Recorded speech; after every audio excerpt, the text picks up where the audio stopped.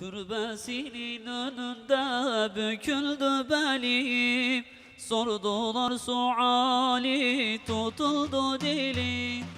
Evvel böyle değildi, doğruldu yolum.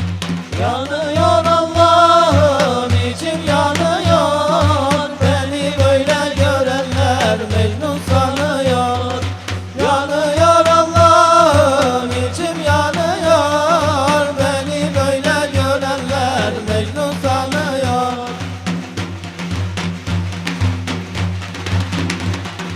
Türbesinin önünde vardır bir kuyu, kuyudan çekerler o zemzem suyu. Resulümden aldık o güzel huyu. Yanıyor Allah'ım, içim yanıyor. Beni böyle görenler Mecnun sanıyor.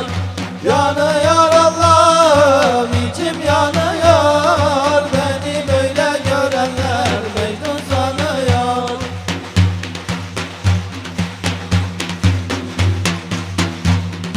Türbesinin